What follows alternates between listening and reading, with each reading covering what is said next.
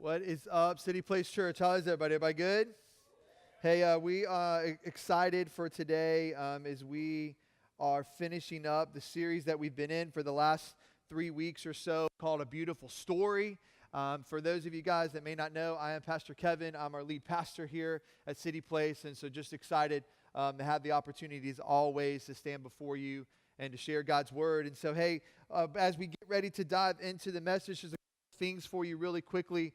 Last week with Easter and all the things that we had going on outside with Easter egg hunts and pictures with the Easter bunny and breakfast and all those things that we had, I forgot to mention on Sunday that we were breaking. Bless you. Thank you. And so, I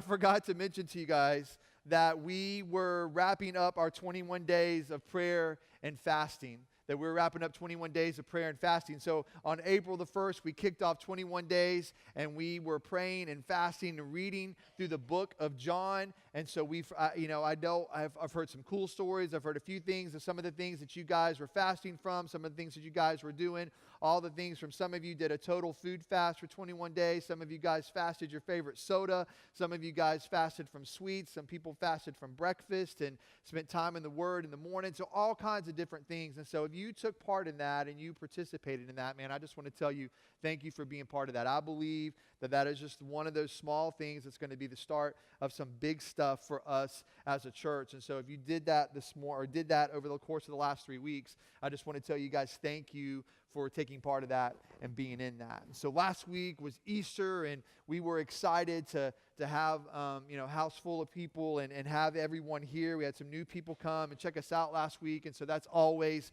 exciting. And so today, as we get ready to dive into what I guess would be week 4 of our series, A Beautiful Story. That over the last few weeks, we've talked to you about wandering. We've talked to you about how Jesus saves the best for last. We've talked to you about how His timing is better than ours. We shared a beautiful story on our Good Friday service of the cross and how Jesus' unwavering love for us. Last week, we talked about our hope in Jesus and our hope in His resurrection. But one of the things that I've told you throughout this entire series is that, man, we need to give or we need to hand the pens of our lives over to Jesus, and we need to let Him write our story. But the question that I have on my heart this morning is, why are so many of us afraid to let that happen? Why are so many of us afraid to give Jesus the pen to our life and say, hey, here it is. You write my story. I don't want control over my life. You have control over my life. You write my story. But many of us are so afraid to give up complete control of our lives that we don't want to allow God to write all of our story. We want Him to write some of our story, but we don't want Him to write all of our story. And so we've been encouraging you and telling you for the last few weeks to just hand over the pen of your life and let Jesus write your story. And we talk about it often here at the church, that there's certain areas of our life that we will give God control. That we'll say, God, you can have control of this, and you can have control of this part of my life, and you can do this, but no, you can't have my relationships.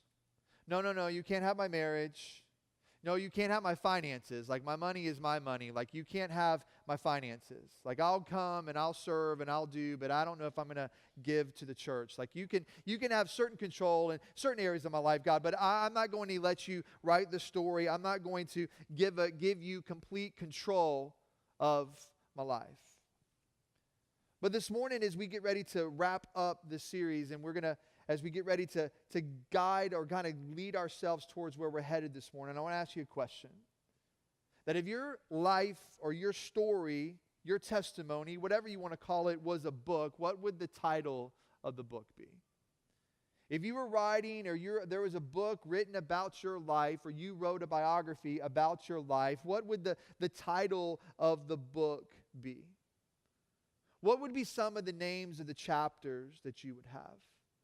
And as you're listing out your chapters, and some of you would have a short book, and some of you would have many chapters, as you're listing the names of the chapters, probably different aspects of your life, different goals that you've accomplished, different events that have happened to you, maybe some circumstances that have come your way, and there would be chapters about all these different parts of our life, and there would be chapters about all these different things in our lives.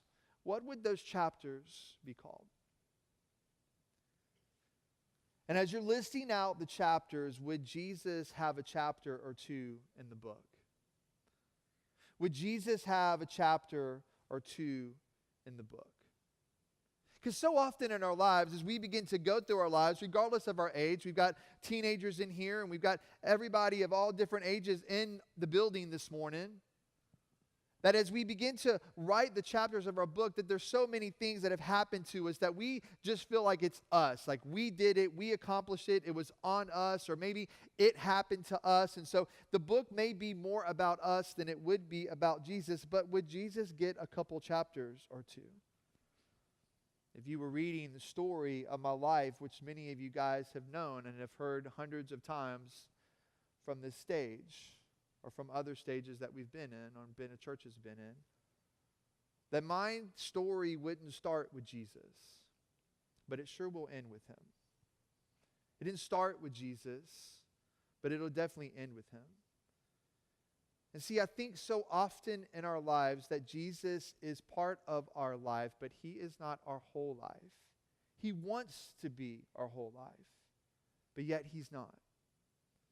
And we talk about that so often because I believe that it's so true for us. That it's true for me, that there are times in my life and times of my day where I'm just so busy and just moving and doing and going and doing all the things that I'm doing. But like for me and even our whole staff being all bivocational pastors who all work outside of the church, there's so many things to do and so many things to accomplish. We have families and all these things. There's so often that I can sometimes just go through my day and Jesus isn't even really part of it. And this week, as Pastor Tim and I were meeting for lunch on Tuesday, and we're talking about an upcoming series that we're going to do that starts next week, and we're talking through this next series, and we're kind of talking about the sermons and kind of laying some things out and planning some stuff and doing some things. And we stumbled across this quote that as we were looking at some stuff and doing some research, it said, sometimes it's like we ask Jesus to follow us instead of us following Jesus. And when you hear it at first, you don't really think about it. It doesn't really sink in. But man, if you were to take a step back and digest that and think about that and process that idea, that in our lives, that sometimes we just ask Jesus to follow us instead of us following Jesus. And it's going to be one of those things and one of those ideas that in the series that we kick off next month called All In, what does it look like for us to be all in our faith in different aspects of our faith? It's one of those things that I'm going to unpack for us one week in the series. But I think it's appropriate for today as well. That so often in our life, we're like, man, you know what? Like, Jesus, I'm going to work. If you want to come, you can come. Hey, Jesus, I'm going to the grocery store. If you want to come, you can come. Hey, I'm going to the gym. I'm going to the laundromat. I'm going to Walmart. Please come, right? Like, whatever it may be, like sometimes wherever we're going, we just ask Jesus to kind of tag along with us instead of us changing it and flipping it around and going, Jesus, what do you want from me today? What can I do for you today? Where do you want me to go? Where are you going to lead me? What conversation are you going to lead me into?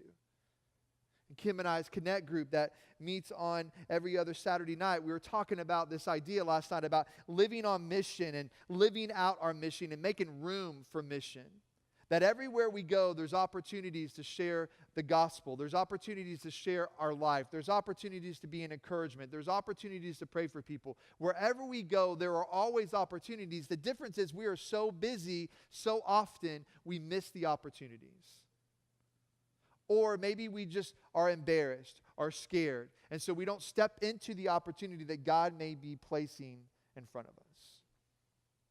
The video that we watched last night in the study that we were wrapping up in our Connect group, the pastor who's doing the study for us on like a DVD-based study, and he's talking about how he was on an airplane. And when he gets on an airplane, he normally just likes to put on his headphones. And maybe some of you guys are like this that travel. Like maybe you're the person who gets on the plane and you don't want anyone to talk to you. And maybe you're the person like me who sits down and go, "Ooh, I can't wait to see who sits next to me so I can talk to them," right? I'm that guy, right? I'm that guy. I got 2.5 hours and you're stuck, bro. I got you, right? But he talked about how he puts on his headphones and how he just wants to kind of unplug from the world. And he was reading a book, and this young lady the young woman sat down next to him. And somewhere through the flight, she kind of leans over and taps him. And he didn't really want to acknowledge that she was there. And she goes, "Hey, I just finished reading that book." And he felt like in that moment that God said, "You need to engage into this conversation." But he didn't really want to. Ever been there? He didn't really want to, but so he leans into the conversation a little bit. And he didn't tell her that he was a pastor. He just said, she goes, "So what do you think about it?" And he goes, "Well, what did you think about it?" And they're able to have kind of this gospel conversation, this God conversation, as I would like to call it, for just a minute. And it didn't lead to some big thing where he led this woman to Christ on the plane. It wasn't some big miraculous story like that, but he was excited about the opportunity, that he stepped into the opportunity, that he didn't push it away, but that he stepped into the opportunity. And that maybe, just maybe, he just planted a seed that somebody later was going to water and somebody later was going to harvest, because she wasn't a Christian. A friend of hers who was said, "Hey, because of what you're going through in your life right now, you should read this book." And she gives her the book. And so I share the story because there are opportunities all around us. But man, if we would flip the card and we would begin to follow Jesus instead of asking Jesus to follow us, I promise that it would be good. It's all right, Donna. And so, it's good. And so, that things would be different, that things would change for us if we were to follow Jesus instead of asking him to follow us. And so today, as we wrap up our series called A Beautiful Story, we're going to see how the book of John, which we've been in for the last month, the book of John closes. But on the other hand, we're going to see how one story is just beginning. And so you have your Bibles today. I want you to turn with me to John chapter 21. If you don't have a Bible, we tell you each and every week there are Bibles out on the connections table. As you walk out in the lobby to your right, there are free Bibles out there. Grab one if you need one. No strings attached. We just want to put the Word of God in your hand. So if you need a Bible, grab one. If you're using your phone or your iPad, that's cool. If not, it'll be up on the screens behind me. But in John chapter 21, if you guys remember last week with Easter, we were in chapter 20. We talked about Mary Magdalene and being at the tomb and Jesus being out of the tomb, and Mary Magdalene and Jesus' conversation there, and how Mary runs back after Jesus identifies himself to her. She runs back to the disciples to say that Jesus is alive. I found him. I've seen him. And the story in the rest of John 20 picks up that Jesus later that evening, that would have been on Sunday morning, that on Sunday evening, Jesus shows up with the disciples. That they're in a room behind locked doors because they're worried about being arrested, or they're worried about their lives from the other Jews that just literally had killed and murdered Jesus. And they're behind locked doors, and all of a sudden Jesus just appears in the room and says, "Peace be with you." And the disciples recognize that it's Jesus, and they have this whole little bit of a conversation. That's the first time that Jesus appears to the disciples. And then there's the second time where the disciples tell Thomas, who wasn't there that first time, Thomas, one of the disciples, and they say, "Man, Jesus showed up last night. Like, we were in the room with the door locked, and Jesus just showed up." He's like, "Well, I'm not going to believe it unless I can see the nail prints in his hand and put my hand in his side where the spear was. Like, unless I can see it, I'm not going to believe it." So later, 8 days later, they're in the same room, behind locked doors. Jesus just shows up in the room, which would be totally weird, by the way. It'd be amazing, but it would be kind of crazy. He walks immediately up to Thomas and says, put your fingers in my hands, put your hand in my side, and it's me. And then this is where we're going to pick up in the story in John chapter 21. And it says, after Jesus revealed himself again to the disciples by the Sea of Tiberias, And he revealed himself in this way. The Simon Peter, Thomas, called the twin, Nathanael of Cana in Galilee, the sons of Zebedee, and two others of his disciples were together. And Simon Peter said to them, I'm going fishing. And they said to him, we'll go with you. And they went out and they got into the boat, but that night they caught nothing. And just as the day was breaking, Jesus stood on the shore, yet the disciples did not know that it was Jesus. And Jesus said to them, children, do you have any fish? And they answered him, no. And he said to them, cast the net on the right side of the boat, and you will find some. And so they cast it, and now they were not able to haul it in because of the quantity of fish. And that disciple who Jesus loved, which is John, by the way, because of the quantity of fish, the disciple who Jesus loved therefore said to Peter, it is the Lord. And when Simon Peter heard that it was the Lord, he put on his outer garment, for he was stripped for work, and he threw himself into the sea. And the other disciples came in the boat, dragging the net full of fish, for they were not far from land, but about 100 yards off. Let's stop there for just a moment. So this will be the third time that Jesus has revealed himself to the disciples since his resurrection. And Peter, the leader of the disciples, Peter, who we've talked about often in this series through the book of John, Peter decides that, hey, you know what? I'm just going to go fishing. And it's always been intriguing to me that many have been walking with Jesus for 3 years. They've been by his side. They've heal people. They've watched him turn bread into fish into multitudes. They've seen all these miracles. They've seen all of these things happen. Jesus gives his life on a cross for us. He goes to the grave. 3 days later, comes back to life. He appears to the disciples twice. And Peter goes, I'm going back to do what I always used to do. I'm going fishing. And I love the way that John writes it, because John was there, so we're getting the true account of it. It's not like John heard the story through 3 people, or maybe he heard it through another person, or a disciple shared it with him. Like, John was there. And Jesus has already appeared to them twice. Peter just goes, hey, I'm going fishing. The disciples are like, we're in. We'll go with you. And they go out and they go fishing, and they're fishing all night long, and they catch absolutely nothing. Remember, if you know about the calling of the disciples, some of them were professional fishermen. There's no way that they could fish all night and probably not catch anything. They knew exactly what they were doing. They were experts at it. Jesus is standing on the shore, and they don't realize that it's Jesus. And he yells out to them, which I'm not a fisherman, but for those of you guys that are, my guess is if you fished all night and didn't catch anything, and somebody was standing on the shore and go, hey, did you catch anything? No, knucklehead, I haven't caught anything, right? Jesus is just standing on the shore, and I just get this picture of he knows, obviously they haven't caught anything. Children, have you caught anything? And their immediate reaction is just no, like they haven't caught anything.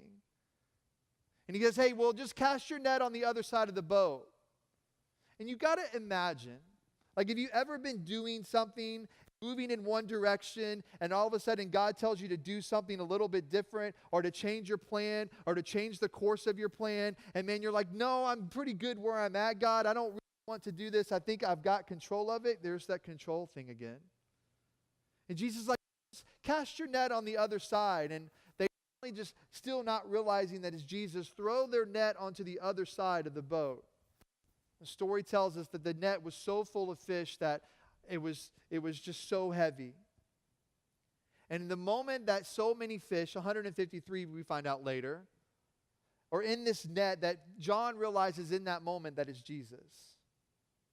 I mean, the guy standing on the shore tells us that we should cast our net on the other side. Now our net is full of fish, man. That's got to be Jesus. It's always intriguing to me how they don't recognize him. Like, did he look differently than he looked before?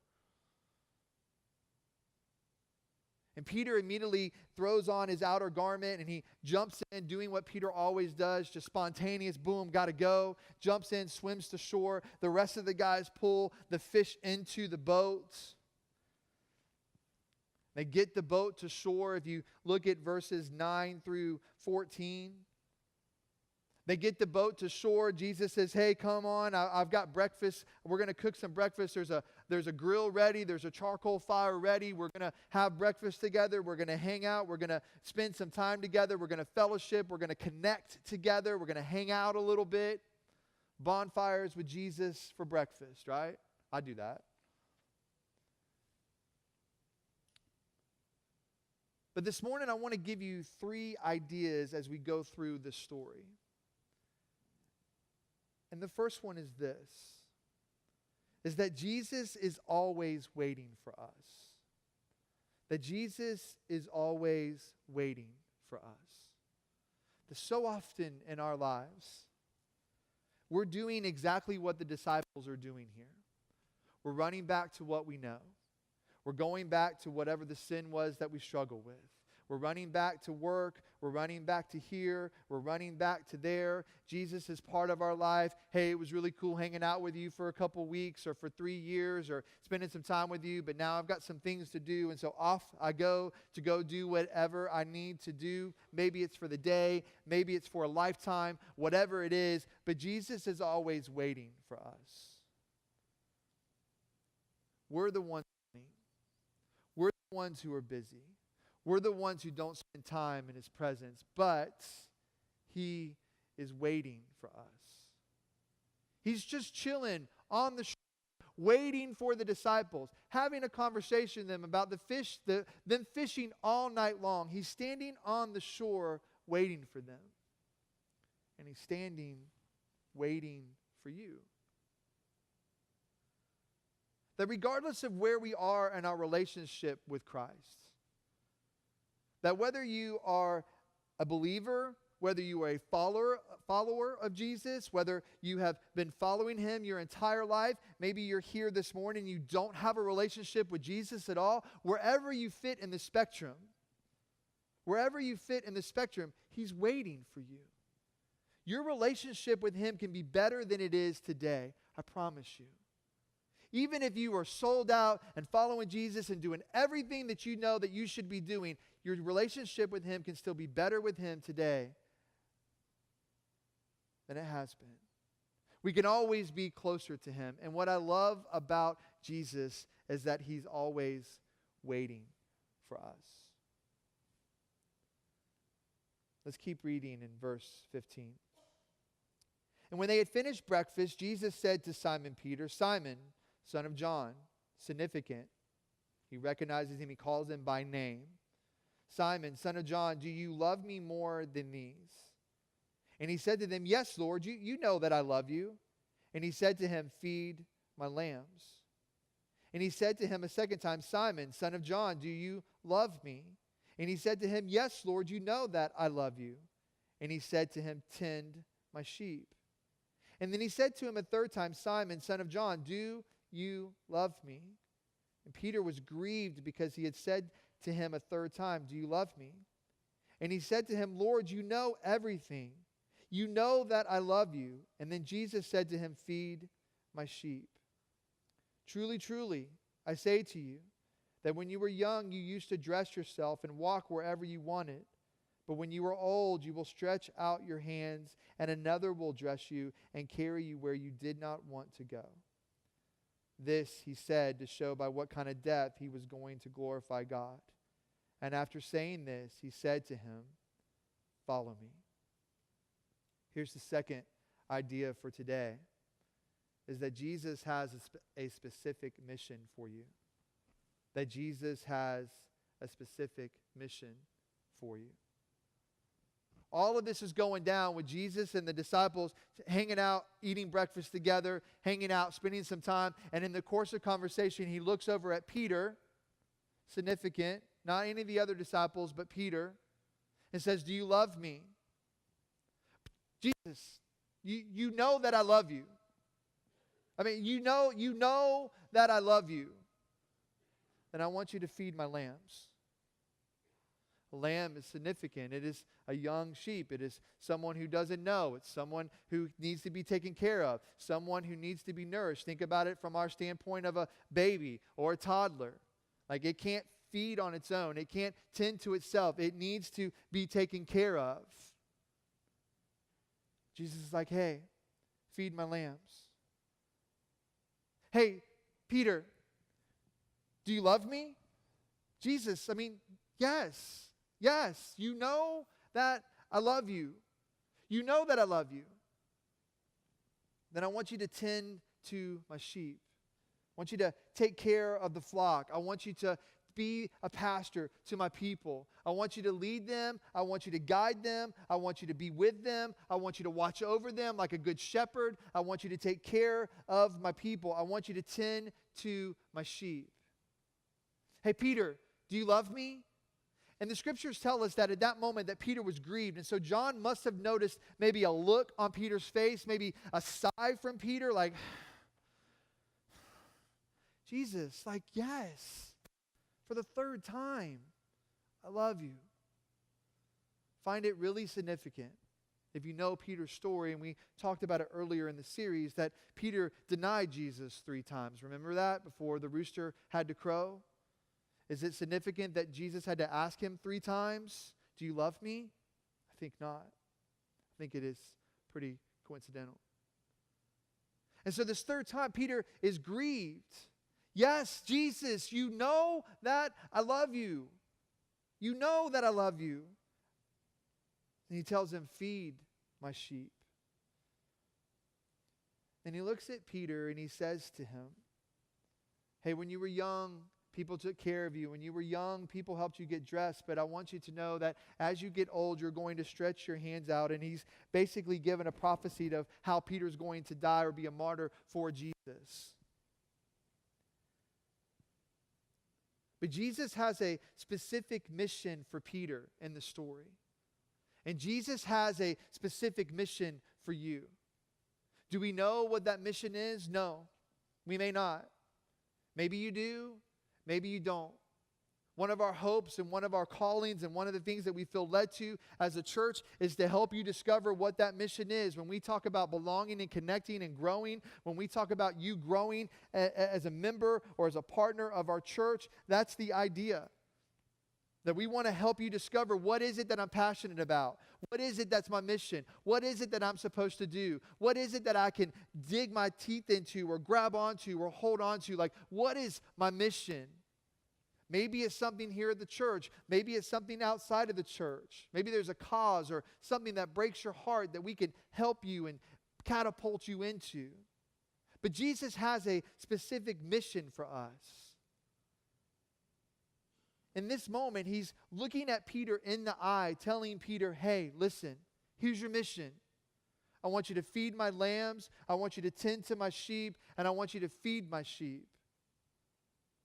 All this reference to Peter as a shepherd, of taking care of things. And it makes sense because if you keep reading in the book of Acts and you see that Peter and his message at Pentecost and 3,000 people give their life, and Peter's kind of the father of the church in such a way that he would be a pastor to many people. And this is what Jesus is telling him, hey, this is your mission.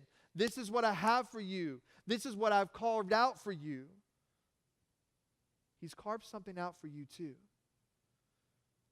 But man, if we'll follow after Jesus instead of asking Jesus to follow after us, we can discover what that is. Maybe your mission is just to be the best mom and the best wife that you can be. Maybe your mission is to work hard at work and to be a light at work, where maybe there's a lot of people that you work with don't know Jesus and don't want to know Jesus, and you might be the one light there. For our students, maybe your mission is to just pray for one friend or to be a light on your campus, whether it's high school or middle school or our college students. Like maybe you're just supposed to be a light to some friends who need you. Like sometimes when we talk about mission, it's got to be something big. Like Jesus is giving something Peter big. He's giving me something big. Plant a church and move and do these things. He's giving us, sometimes we get big missions and sometimes we get small missions. But here's the thing. If they're his mission, they're all important. And they all matter. And not one is more important than the other, because if it's his mission, then it's our job to be obedient to his mission. And he has a mission for you. And I love in the story, and I think so often it gets overlooked, that in the story, As Jesus and Peter are having this dialogue, and they're like, do you love me? Yes, I love you. Do you love me? Yes, I love you. Do you love me? Yes, I love you. As they're having this dialogue, and Jesus is telling Peter, hey man, here's what I got for you. Here's what I've carved out for you. Here's what I'm calling you to. That after he tells Peter how basically he's going to die for Jesus later in his life, he looks at him and he says, follow me. The same thing that he had told him 3 years ago when Peter was standing on the shore fishing. And Jesus calls his disciples and he says, hey, follow me. Now here we are 3 years later. Jesus has been crucified. He's been resurrected. And he's standing on the shore eating breakfast with his disciples. And after all that is said and after all that is done, he looks at Peter one more time and he says, follow me.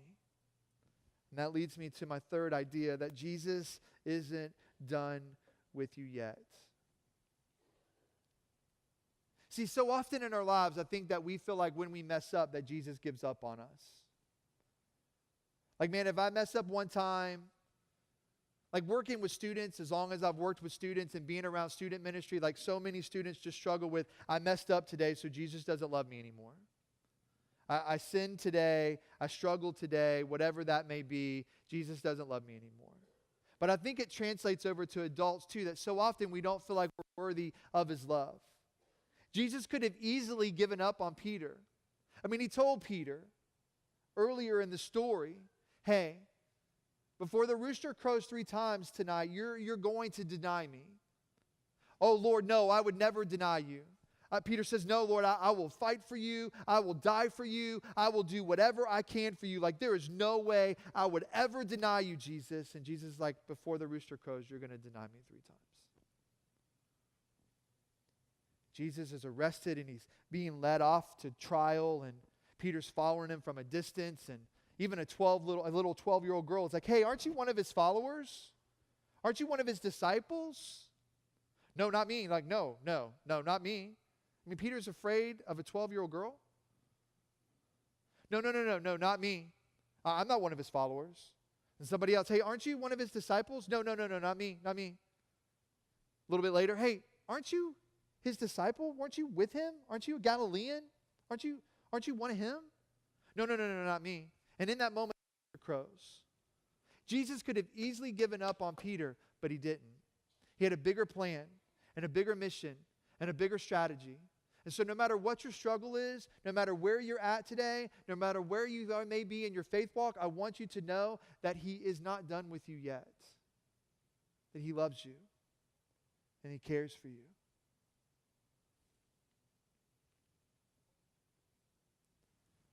Jesus is writing a beautiful story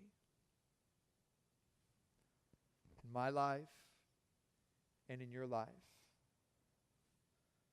But man, if we would just take a step back and we would just begin to allow him to control our lives, if we would just allow him to have the pen of our lives and just begin to write the story for us, and we would just begin to follow him. That maybe, just maybe, we need to follow him with our life. That maybe you sit here this morning and maybe you're not quite where you want to be in your relationship with Jesus. Maybe you don't have a relationship with Jesus at all. So maybe it's just your life. Like, that's the best place to start, is by giving your life to Jesus. And I tell you often, every week, it's the best decision that you can ever make, is to follow after Jesus with your life. It doesn't mean that it's going to be easy, and it doesn't mean that it's always going to be cakewalk and everything's going to be awesome. But it's still the best decision you could ever make, because I love going through the storms of life and knowing that Jesus is right beside me. Amen? And so maybe you just need to start with your life this morning, that maybe you just need to follow him with that. Couples, maybe it's your marriage. Maybe your marriage hasn't been patterned after Jesus. Maybe it's in your marriage that you need to follow after Jesus. Husbands, it's our jobs to be the spiritual leaders of our home. It's our jobs to lead our wives closer to Jesus. It's our job to lead our children closer to Jesus. It's our job to be the leaders in our homes.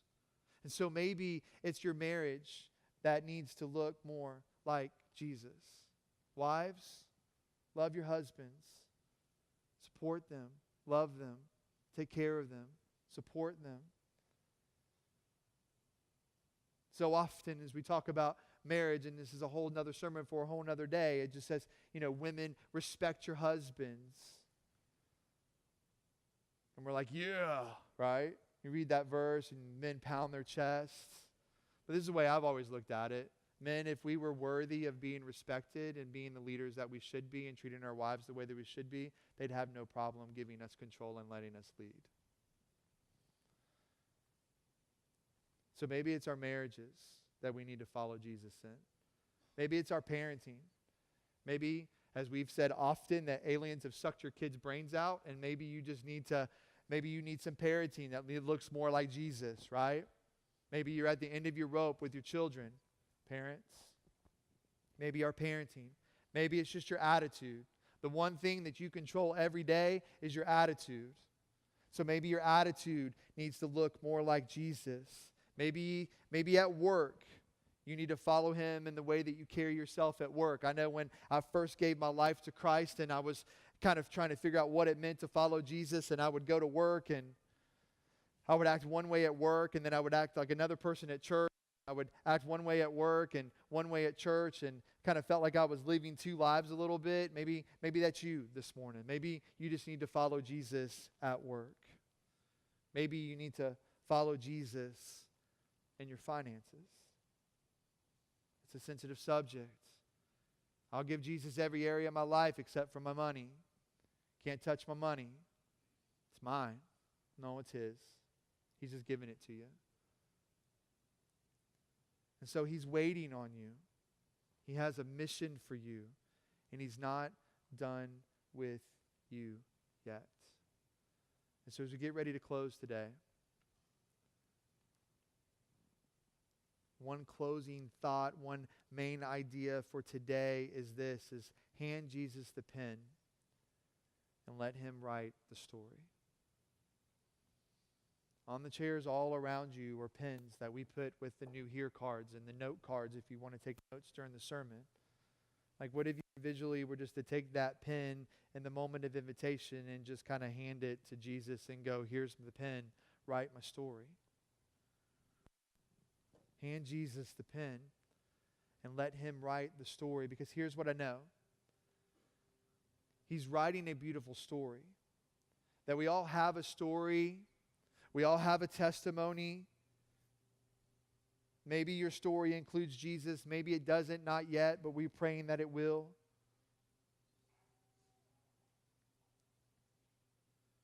But man, if we would just say, Jesus, here's the pen.